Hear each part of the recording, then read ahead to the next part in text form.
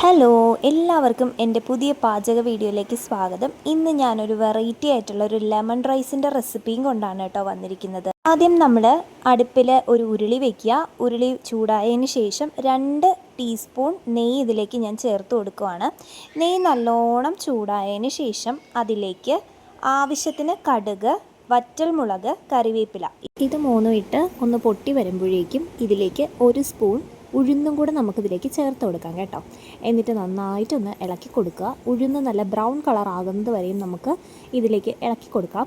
ഇതിൻ്റെ കൂടെ തന്നെ നമുക്ക് കടലപ്പരിപ്പ്, അതുപോലെ കാഷ്നട്ട്, അങ്ങനെയുള്ള സാധനങ്ങളൊക്കെ വേണമെങ്കിൽ ചേർത്ത് കൊടുക്കാം കേട്ടോ. ഇവിടെ സ്റ്റോക്ക് തീർന്നത് കൊണ്ട് ഞാൻ അതൊന്നും ചേർത്തിട്ടില്ല. വേണമെങ്കിൽ നമുക്ക് ചേർത്ത് കൊടുക്കാം, ഓപ്ഷണലാണ്. ഇതുപോലെ ഒന്ന് ബ്രൗൺ കളർ ആവുന്നത് വരെ ഇങ്ങനെ ഇളക്കി കൊടുത്തുകൊണ്ടിരിക്കുക. ഉഴുന്ന് പരിപ്പ് ഒരു ബ്രൗൺ കളർ ആകുമ്പോഴേക്കും ഞാനിതിലേക്ക് കുറച്ച് കറുകപ്പട്ട, ഏലക്ക, ഗ്രാമ്പു ഇതൊക്കെ ചേർത്ത് കൊടുക്കുന്നുണ്ട് കേട്ടോ. അതിന് ശേഷം ഒരു പാത്രത്തിൽ വെളുത്തുള്ളി, പച്ചമുളക്, ഇഞ്ചി ഇത് എല്ലാം കൂടെ ഒന്ന് ചതച്ചിട്ട് പേസ്റ്റ് രൂപത്തിലാക്കണ്ട, ജസ്റ്റ് ഒന്ന് ചതച്ചാൽ മാത്രം മതി. ഇത് അതിലേക്ക് ചേർത്ത് കൊടുക്കുക, ഈ ഉരുളിയിലേക്ക് ചേർത്ത് കൊടുക്കുക. അതിൻ്റെ പച്ച ചുവ മാറുന്നത് വരെ നമ്മൾ നന്നായിട്ടൊന്ന് വഴറ്റി കൊടുക്കണം. അതിന് ശേഷം ഞാനിവിടെ ഒരു മീഡിയം സവാള നന്നായിട്ട് അരിഞ്ഞ് വെച്ചിട്ടുണ്ട് കേട്ടോ. അതും കൂടെ ഇതിലേക്ക് ചേർത്ത് കൊടുക്കുകയാണ്. അതിന് ശേഷം നമുക്ക് 1 സ്പൂൺ മഞ്ഞൾപ്പൊടി കൂടി ചേർത്ത് കൊടുക്കാം കേട്ടോ. മഞ്ഞൾപ്പൊടി കളറിന് വേണ്ടിയിട്ടാണ് കേട്ടോ ചേർക്കുന്നത്. അപ്പോൾ മഞ്ഞൾപ്പൊടി ചേർക്കുമ്പോൾ നല്ല കളർഫുള്ളായിട്ടിരിക്കും. അപ്പോൾ ഇതാ മഞ്ഞൾപ്പൊടിയും കൂടെ ചേർത്തിട്ട് നല്ലതുപോലെ ഒന്ന് ഇളക്കി കൊടുക്കുകയാണ്. അതിന് ശേഷമാണ് നമ്മൾ ഉപ്പ് ചേർക്കുന്നത്. ആവശ്യത്തിന് ഉപ്പ് ചേർക്കുക, അതായത് അരി വേകാൻ പാകത്തിനുള്ള ഉപ്പും കൂടെയാണ് കേട്ടോ നമ്മളിതിൽ ചേർത്ത് കൊടുക്കുന്നത്. അതുകൊണ്ട് തന്നെ നമ്മൾ കുറച്ച് കൂടുതൽ ഉപ്പ് ഇതിലേക്ക് ചേർക്കണം. ഈ ഉപ്പും കൂടി ചേർത്ത് നല്ലോണം ഒന്ന് തിളച്ച് വരുമ്പോഴേക്കും നമുക്കിതിലേക്ക് നാരങ്ങ നീര് ചേർത്ത് കൊടുക്കാം. ഞാനിവിടെ ഒരു 2 നാരങ്ങയുടെ നീരെടുത്ത് വെച്ചിട്ടുണ്ട്. കുരുവൊന്നും ഇല്ലാതെ നാരങ്ങ നീര് മാത്രമായിട്ട് എടുത്ത് വെച്ചിട്ടുണ്ട് കേട്ടോ. 2 നാരങ്ങയാണ്, വലിയ നാരങ്ങ, അതായത് ചെറിയ നാരങ്ങയല്ല, വലിയ നാരങ്ങയുടെ നീര് ഒരു ബൗളിലെടുത്ത് വെച്ചിട്ടുണ്ട്. അപ്പോൾ അതും കൂടെ ചേർത്ത് നല്ലോണം ഇളക്കി തിളപ്പിച്ചെടുക്കണം കേട്ടോ. നല്ലോണം തിള വരണം.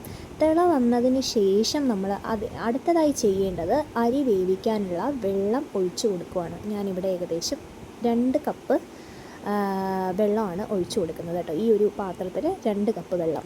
നന്നായിട്ട് അരി എന്ത് കിട്ടണമല്ലോ, അതുകൊണ്ട് തന്നെ നമ്മൾ എത്ര അരിയാണോ എടുക്കുന്നത് അതിൻ്റെ കുറച്ച് ഭാഗവും കൂടെ നമ്മൾ ബിരിയാണിയുടെ കാര്യം പറഞ്ഞതുപോലെ ഒഴിച്ചു കൊടുക്കുക. ഞാനിവിടെ ഏകദേശം 1-1.25 നാഴി അരിയാണ് എടുത്തിട്ടുള്ളത്. അപ്പോൾ അതിന് പാകമായിട്ടാണ് ഈ ഒരു 2 കപ്പ് വെള്ളം ഞാനിതിൽ ചേർത്ത് കൊടുത്തത് കേട്ടോ. അപ്പോൾ നിങ്ങൾക്ക് മനസ്സിലായി എന്ന് വിചാരിക്കുന്നു.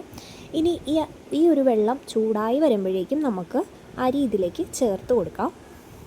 ഇൻഗ്രീഡിയൻസ് ഒന്നും ഇല്ലാതെ സിമ്പിളായിട്ടാണ് കേട്ടോ നമ്മൾ ഈ ഒരു ലെമൺ റൈസ് ആക്കുന്നത്. വളരെ ടേസ്റ്റുമാണ്. അത് എല്ലാവരും ഒന്ന് ട്രൈ ചെയ്ത് നോക്കണം. അപ്പോൾ അതാ വെള്ളം ഏകദേശം ചൂടായിട്ടുണ്ട്. നമുക്കിതിലേക്ക് അരി പാകത്തിന് ചേർത്ത് കൊടുക്കാം. അപ്പോൾ നേരത്തെ തന്നെ ഞാനിവിടെ ജീരകശാല അരിയാണ് കേട്ടോ ചേർത്ത് കൊടുക്കുന്നത്. അപ്പോൾ അത് കഴുകി തോർത്തി വെച്ചിട്ടുണ്ട്. അപ്പോൾ അത് ചേർത്ത് കൊടുക്കാം. ചേർത്ത് കൊടുക്കുകയാണ് കേട്ടോ. ഏകദേശം ഒരു 1.25 നാഴി അരിയാണ് ഞാൻ എടുത്തിരിക്കുന്നത്. അപ്പോൾ ഇത് ചേർത്ത് കൊടുത്തതിന് ശേഷം നല്ലോണം തവിയിട്ട് ഇളക്കി മിക്സ് ചെയ്ത് കൊടുക്കുക. കുക്കറിലൊക്കെ വയ്ക്കുന്നതിനേക്കാളും നല്ലത് ഉരുളിയിൽ വയ്ക്കുന്നതാണ് കേട്ടോ. കുക്കറിലും നമുക്ക് വേണമെങ്കിൽ വേവിച്ചെടുക്കാം, പക്ഷേ ഉരുളിയിൽ വയ്ക്കുമ്പോൾ അതിൻ്റേതായിട്ടൊരു സ്വാദം കിട്ടും കേട്ടോ. അപ്പോൾ അത് അരി ഇട്ട് കൊടുത്തതിന് ശേഷം നമുക്ക് ഉരുളി ഒരു പാത്രം കൊണ്ട് അടച്ചു വെച്ച് കൊടുക്കാം കേട്ടോ. അടച്ചു വെച്ച് വേണം വേവിക്കാൻ.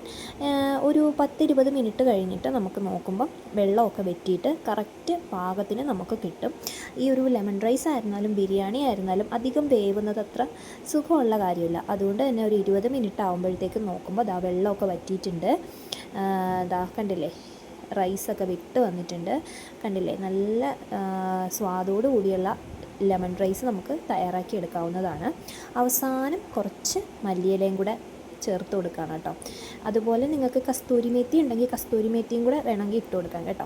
ബാച്ചിലേഴ്സിനൊക്കെ പെട്ടെന്ന് ഉണ്ടാക്കിയെടുക്കാൻ പറ്റുന്ന ഒരു റെസിപ്പി തന്നെയാണ്. അപ്പോൾ ഞാൻ കസ്തൂരി മേത്തിയും കൂടെ ഇട്ട് കൊടുക്കുന്നുണ്ട്. മല്ലിയില അധികം ഇല്ലാത്തത് കൊണ്ട് കുറച്ചേ മല്ലിയില ഇട്ടുള്ളൂ കേട്ടോ. മല്ലിയില എത്രത്തോളം ഇടുന്നോ അതിൻ്റെ സ്വാദ് അത്രത്തോളം കൂടും. അപ്പോൾ റൈസ് നല്ലോണം വിട്ട് വന്നിട്ടുണ്ട്.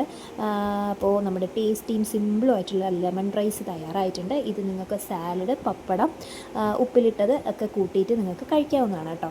എല്ലാവർക്കും ഈ ഒരു വീഡിയോ ഇഷ്ടപ്പെട്ടു എന്ന് വിചാരിക്കുന്നു. ലൈക്ക് ചെയ്യുക, ഷെയർ ചെയ്യുക, സബ്സ്ക്രൈബ് ചെയ്തതിന് സപ്പോർട്ട് ചെയ്യുക. മറ്റൊരു വീഡിയോയുമായി കാണാം. അതുവരേക്കും ബൈ.